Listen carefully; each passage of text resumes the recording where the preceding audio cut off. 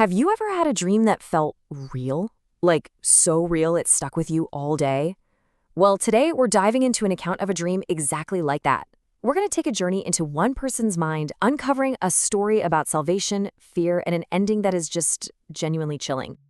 So, the story kicks off with this simple but really powerful line. Right away, you know this isn't just some weird, fuzzy dream you forget by breakfast. Nope, this one stuck. It left a permanent mark.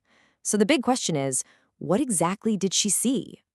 Okay, so the dream lays out this incredibly intense scenario.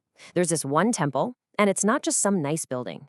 It is the only way to be saved before time, just runs out.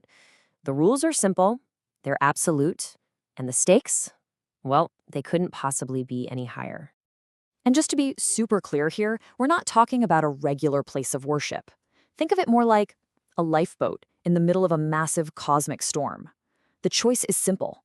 You get inside, or, to use the dreamer's own words, you are forever lost. That's it. No second chances.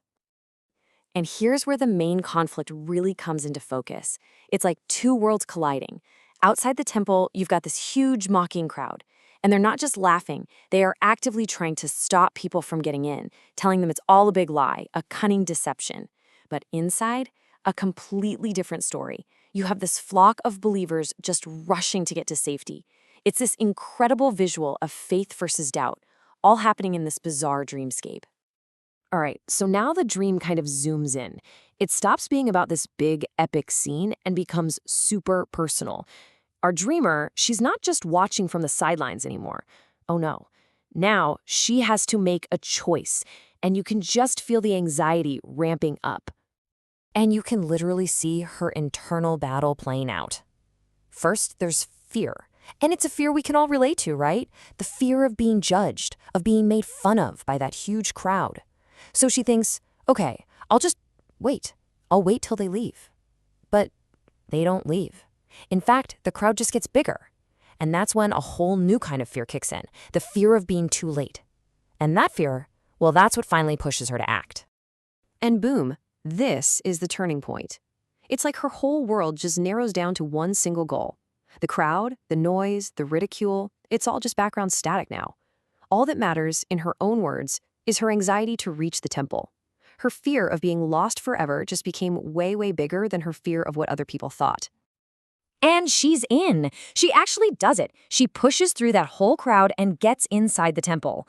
And what she finds in there, wow. It's both incredible and honestly, pretty disturbing. The whole vibe just changes in a heartbeat.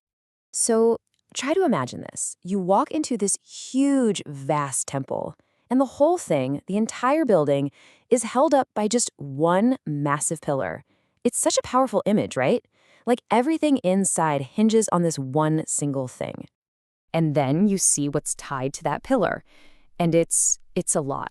It's not some beautiful altar or a golden statue. It's a lamb. And her words are all mangled and bleeding.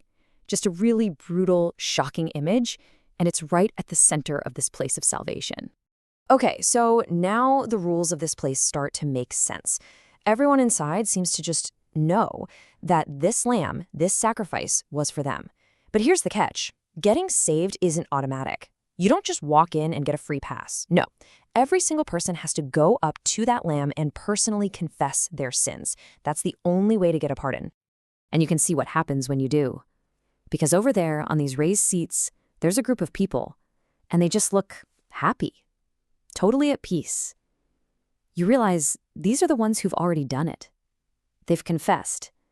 And the calm they have is such a crazy contrast to the violent image of the lamb on one side and our dreamer's own anxiety on the other. And the atmosphere around them, it's described as literally heavenly. There's this beautiful light on their faces. You can hear what sounds like angels singing, songs of praise. It's like they're in a bubble of pure joy. They're safe, they're secure, and they're just waiting for what comes next. But our dreamer, she's not there yet. She's inside, yes, but she's stuck. She talks about this sense of shame that's holding her back. She feels like she needs to get herself ready, to humble herself first. So she starts to move, but it's slow, hesitant. And that hesitation, that's the moment it all goes wrong. And then, out of nowhere, a trumpet blast. It just cuts right through all that heavenly music. Time's up. Then the whole temple, the one place she was supposed to be safe, it starts to shake, like violently shake. And then this light, she calls it an awful brightness, just floods the entire building. It's so bright, it's actually terrifying. And just as fast as it came, it's gone. And in its place, intense, pitch black darkness and complete, total silence. So that was it. The big moment is over. And what's left is just awful. All that frantic energy is gone, replaced by this cold, silent horror. You realize the joyful event they were all waiting for? It happened. It just didn't happen for her. Remember that group of happy people, the ones she was trying so hard to join? They're gone. They just disappeared with that bright light, taken away to whatever came next. And this line from her, it says everything. I was left alone in the silent horror of night. That hesitation, that feeling of shame that held her back, it cost her absolutely everything. She is completely, utterly alone. But the terror doesn't stop just because the dream is over. She wakes up, and she's in an agony of mind. The dream felt so real, the horror is still clinging to her, you know? It feels more real than her own bedroom. She just cannot shake it. And this is the question that the dream just leaves hanging in the air. There's no nice, tidy ending, no lesson learned, just this one haunting question. Was my doom fixed? The dream felt so final, so real, that she couldn't escape the feeling that she had just watched her own fate get sealed forever. And that is a pretty chilling thought to be left with.